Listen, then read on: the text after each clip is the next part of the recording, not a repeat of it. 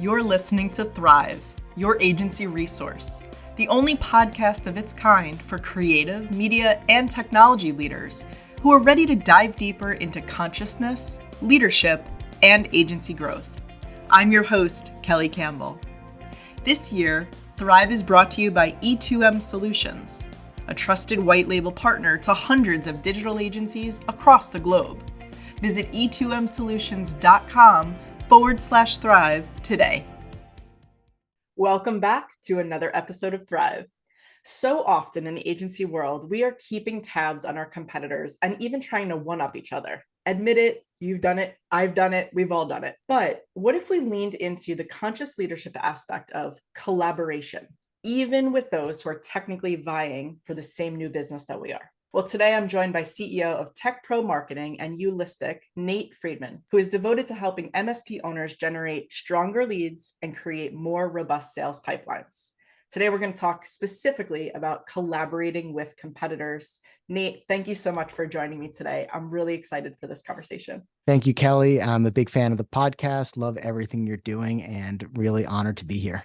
Wow, thank you. Well, to get started, I would love it if you shared a little bit about your personal journey, agency ownership, and where your agencies, plural, are now.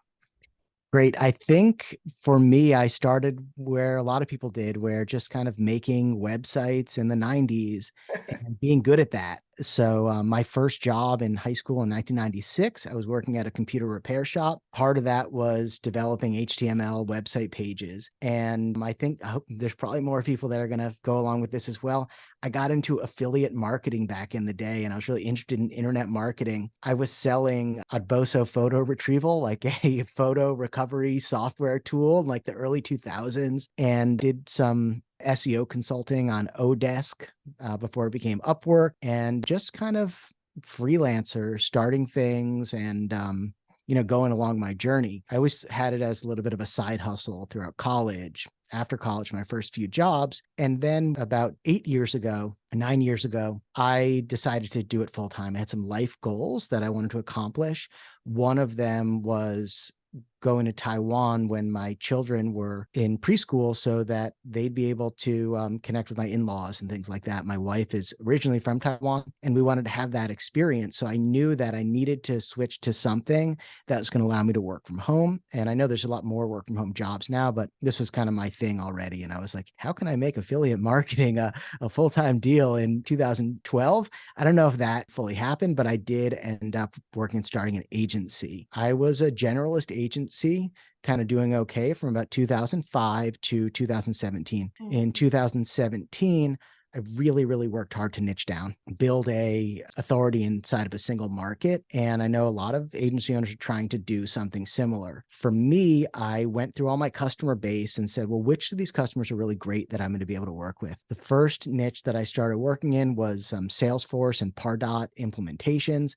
I found for me, I was such an anti-corporate person that working in these large accounts was just like, not that they're bad people or there's anything wrong with corporate. I actually have more respect for it now that I'm a little older and I understand it better. But back then I was just out of my league talking with people that were working at these large companies where I'm kind of this at-home internet marketer. Then I went and worked with vending machine companies. I even had a couple of articles published in the vending machine newspaper called the Vending Times, but found that with that market, it was just a little bit too mom and pop, and these guys really couldn't afford marketing. Finally, just my third attempt, and I had one customer that was something called an MSP, a managed IT services provider. At that time, I didn't know what an MSP was. Even though I'd worked at a computer repair shop in high school, the terms had changed since then. And basically an MSP, if you guys want to know, it's an outsourced IT company. So for digital agencies, I think we usually handle our IT in-house. We're all pretty well versed on G Suite and all of our SaaS tools, Slack. We kind of know how to set up Zapier integrations.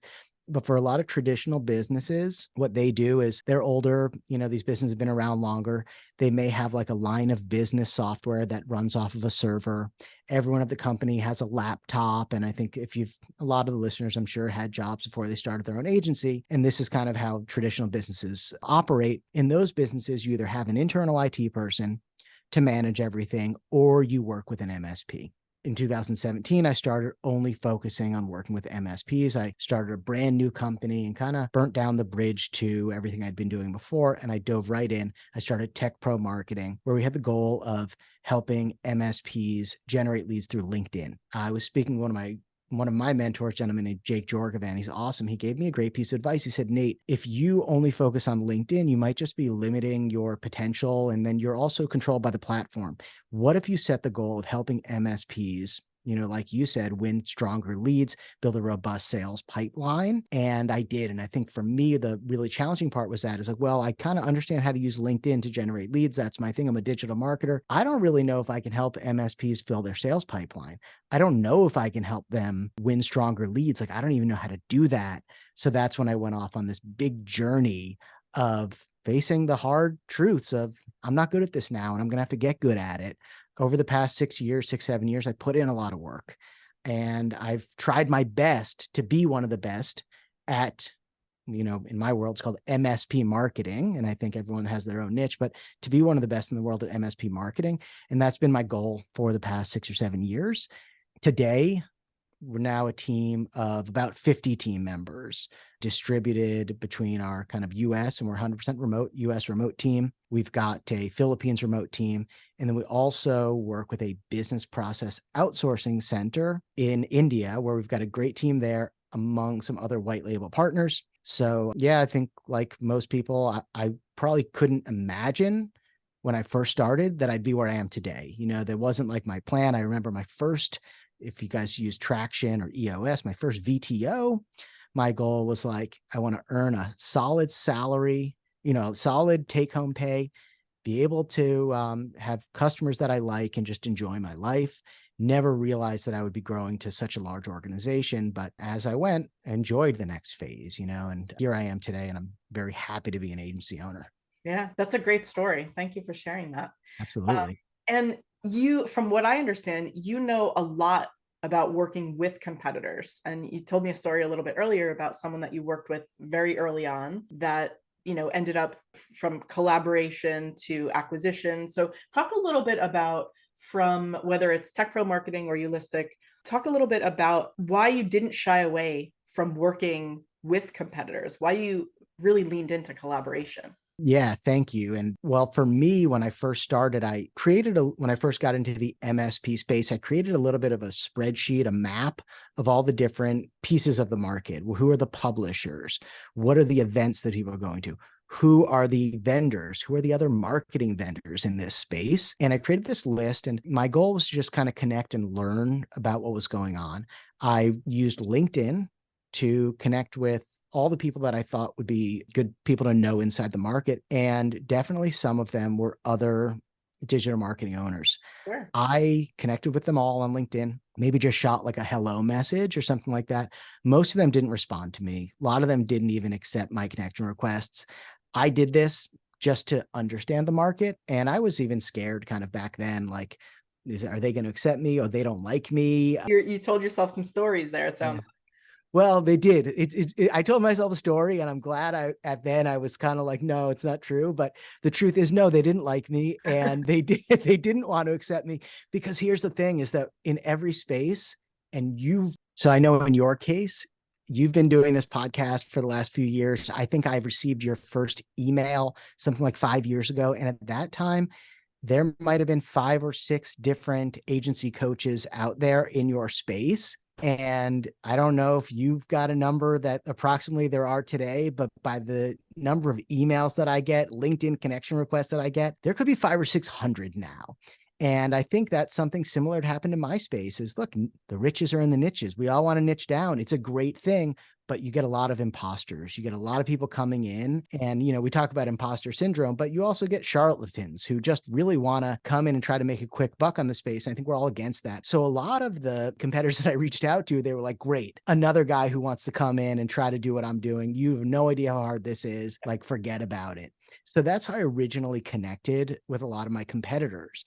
But what happened with me is, no, I didn't give up. I knew it was a big challenge. And when I first started, I knew I'm not going to be great at this. I'm not going to be the best MSP marketer. I've got a lot of experience. I'm smart. I'm motivated. I will be the best internet marketer in MSPs at one point, but right now I need to understand where I'm at. But I continued, right? I talked about those publishing opportunities. I got published. I was sharing my story in an honest, humble, and straightforward way on LinkedIn. I was trying to produce good content that was helpful, realistic, and that MSPs could really take away. And that's when some of my competitors started to notice. Mm. So that's when we started building up a friendship, I think, with a lot of them. Because what happened to me is when I first started, I was like, everyone's a competitor. Everyone's a competitor. Everyone who's offering MSP marketing is a competitor. But here's the truth. There's like 30,000 MSPs across North America that are in my target market. Now that I'm, at scale a little bit, I can take on about 6 a month without breaking my systems. Back then, I could take on maybe 1 a month. So I'm literally looking for like 0.01% of the market share. I think we can all, have enough to go around for everybody. And that's what I really found out. So as I learned more about my market, about the customers that I worked really well with, actually some of the competitors who I'd made friends with, we started sharing leads, and it's like, hey, I'm really great with this $1 to $5 million annual revenue MSP. And you guys, I mentioned earlier, I'm like, I'm fine with corporate people. Like, you're good. I like you as a person, but I don't get you. You know what I mean? I can't connect with somebody who's really like, oh, we're going to have BDRs and a sales manager and all the stuff. That's not my world. So if you were over 5 million, if you had these complex goals, that's when I could refer you to a different MSP marketing company. And if you were too small for me, that's really good. I could refer you to some of these other ones who have a lower minimum spend that you'll work with. So it started with kind of one competitor really reaching out to me. And a lot of the times it was just more like, hey, by the way, I just fired this customer. If they reach out to you, run, and we had fun with it. But it turned into something where it's like, oh, now we were collaborating a lot. And then we've went out and made an effort, especially if we scaled and we started generating a lot of leads for our through our website, and we can't handle a lot of them. We really want to put them in the right place. That's the thing, is like, you get a lead and they're like, I'm an MSP. I just started 3 months ago. I've got one customer. I really need help. Well, that we can't help you, but we actually want to be able to give you a referral to somebody who's really going to do a good job. So now we put more and more effort to reach out to all the competitors. And what we found is, like, no matter how similar the competitor actually seems to us from the outside, from looking at the website, we've never found a situation where it's like, oh, we can't refer you, you can't refer us. Like, we all have a specific customer we want to work with, and there's enough room for everybody. Yeah. Hey, let's take a quick break. Did you know that there's a better way to scale your agency? Whether it's web design, development, e-commerce, content, SEO, or even hosting, E2M is the reliable white label partner you wish you knew about years ago. Personally, I'm proud to partner with E2M because of our alignment in values and ethics. Head over to e2msolutions.com/thrive to learn more.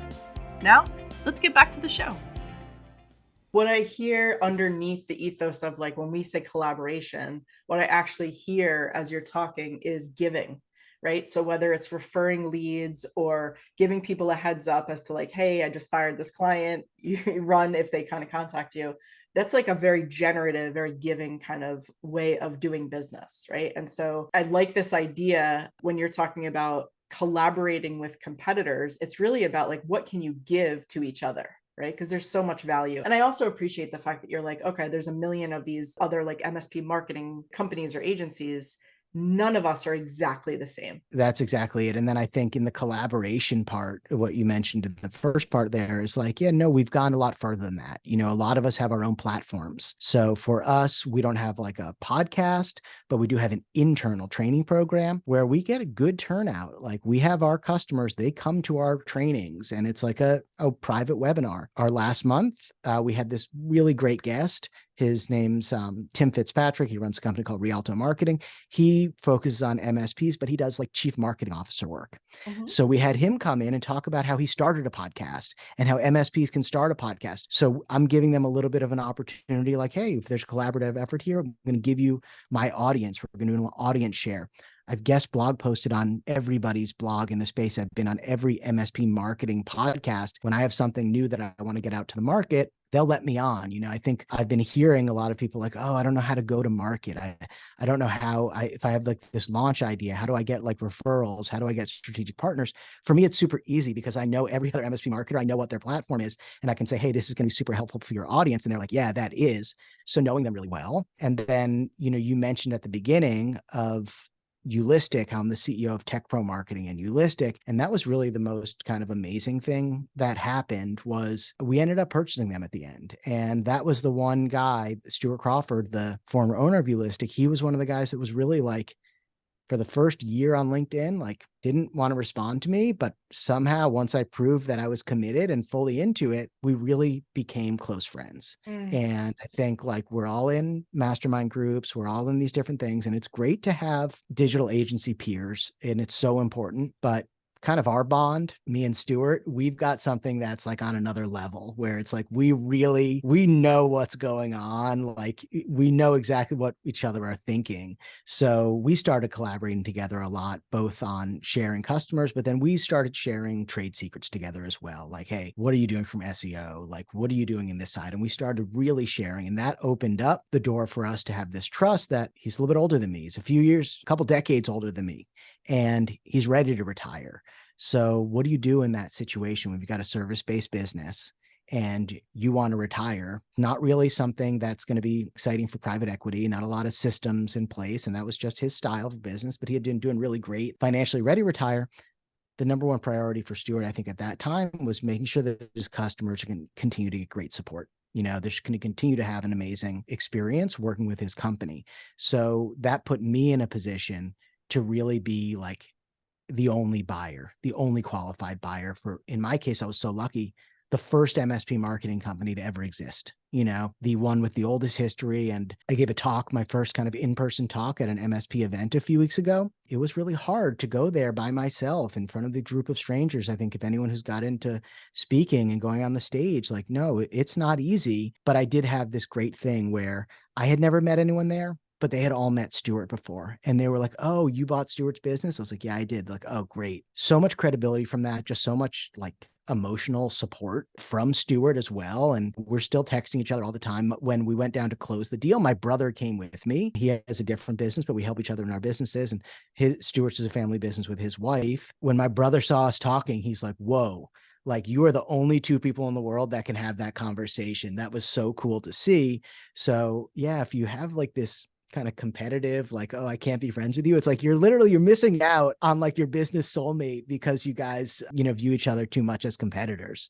I love that. Business soulmate. I'm going to steal that. And Yeah. one of the other things that I know about your company is that you've also used some white label partners, which obviously is a very collaborative relationship as well. White label partner like E2M, for example. So talk a little bit about how those kinds of white label partnerships and how you own the process, like how that has also helped you to grow as well. Yeah, 1,000%. So I think I mentioned at the beginning, I've had a team of about 50 right now, and then even some white label partners on top of that. E2M, you mentioned them. They're one of our best partners, our long-term partners. And for us, I think the key to building a team, a scalable business, is that you need to, number one, own the process that you're doing. Number two, having your own team in the right positions. You don't want to not have your own business at all. You need to also have your own business, and then working really closely with your white label partners and not being afraid to like go and be like, this is exactly what we need. And I think the other thing about it is you need to a little bit build up to it. So I remember when I first did my first website project, when I first started on my own about like 9 years ago, someone had recommended I work with E2M. So I think this is when they were starting up, when I was starting up, and I was literally like, I can't afford them. And I didn't reach out to them. So like I missed out on probably like 3 years of working with them because I was too scared at that point. I was like, no, I can't afford them. I need to hire someone super low level to do this. And maybe I did at that point, and maybe I really couldn't afford them at that point. But as I've scaled, they've become like the most amazing partner for us, because what happens is early on, when you don't have a lot of customers, you don't have a lot of revenue, you're trying to replace your previous salary. And that's like your number one goal as an early stage agency or freelancer. So you do have to watch everything by the dollar, by the down to the penny of everything you're looking at. So at that point, it's like sometimes I think white label partners can work really well as long as you're super clear that, hey, budget is my main focus here. And I really need to hit this budget and I need you to help me get there. But what happened to me is once I turned a certain point and I was like, okay, I've recurring revenue now. I have like, $20,000 recurring revenue. If nothing happens in my business, I'm still going to have my salary covered. I'm still going to be able to pay everything. Let me try to put some systems in place that are going to help me scale. Let me try to work with my partners in a way where I'm not, micromanaging every minute of their budget, but helping them actually do a great job in getting work done at scale. So for development, which I think is a perfect place to start, and this is where we worked really closely with E2M for a long time, is we had them handle all of our website development. And I think a great thing about them is it's not per site, it's not per hour. It's just kind of like, if this is generally what you need, this is what you can budget each month to work with us. And like, that's what we did. But I learned that I had certain needs with my websites, right? Some people for their websites, they're going to need things like, oh, I needed to load super fast. I need to have like all these different features for like SEO or something like that.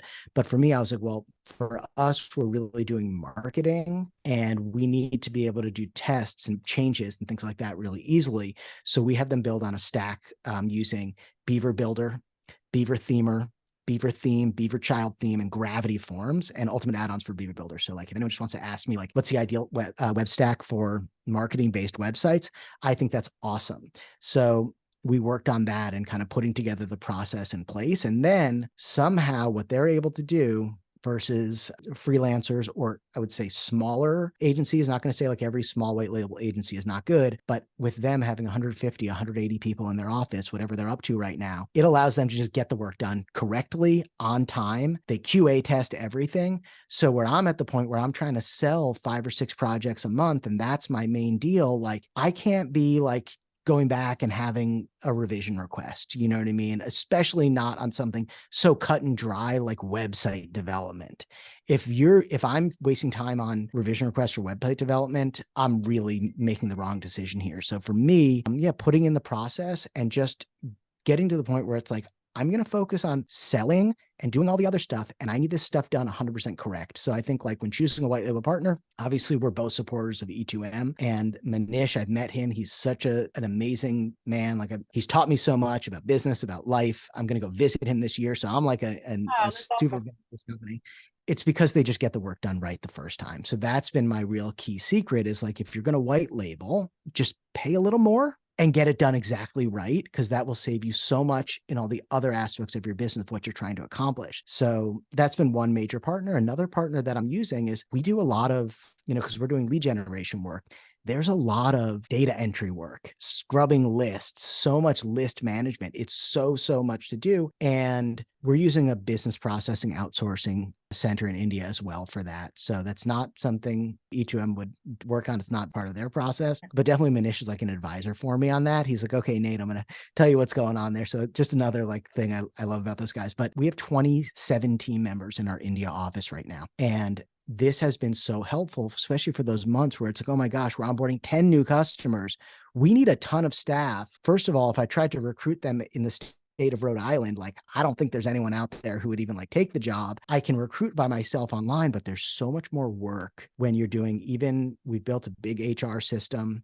We've got like our payroll processes down. We've got about 20 independent hires all in the Philippines right now, but still the value of using a business processing outsourcing center. They're all in the office together. They're all helping each other and supporting each other. So I do believe that kind of like, especially as a work from home businesses, it's better. I'm a full proponent of work from home. Like I love it. I would never want to go to an office. It'd be a very rare situation that I would want to do that in the future, but we have to be honest, there are some benefits about having an office. So especially for me, whenever there's a white label partner and they're like, oh no, we're all work from home, I'm like, well, I won't work with you. Like that's not the purpose of having a white label partner for me. I know some people might be interested in that. I just would be like, well, I would just hire them directly if it's going to be work from home. I want them to have the benefit of bonding with their team members, having this amazing work experience, being part of something bigger that, yeah, we provide it with our remote work situation, but not to the level that it's fun. They had like this amazing karaoke party at E2M. You know what I mean? Like there's some cool things about working there that if I'm going to be doing white labeling, I'd want to work with partners like that. I think the last thing is just like, I like to kind of work with a great white label partner and really expand the relationship as much as possible. If you're just going in a little bit, again, I'm like, maybe it's something you want to bring in-house. Yeah. Well, this has been such a great conversation. We started off talking about collaborating with competitors, and just I'm so amazed at the way and the persistence and the way that you've really kind of leaned into creating those relationships, developing those relationships through LinkedIn, but then also just taking that to a more personal level, growing through acquisition, growing through white label relationships. It's incredible. So congratulations on all your success, Nate. This has been a great conversation. Thanks for being on the show. Thank you so much. Yeah, the way with you phrase it, this was a fun conversation. It really did start like just freelancer like everybody else. But then I think those two things of working with competitors, working with white label really did allow me to grow to, it's like, I'm looking back on it. I'm like, oh my gosh, wow, I have like a legit business. I'm used to it now after a couple of years, but it feels good. It's fun. So thank you for the chance to reflect on that. Thank you. And thank you for joining us. If you liked this episode, please rate the show or subscribe wherever you watch or listen. And a big thank you to the official sponsor of Thrive for this year, E2M Solutions, your white label agency partner. Learn more about their approach, services, and subscription plans at e2msolutions.com/thrive.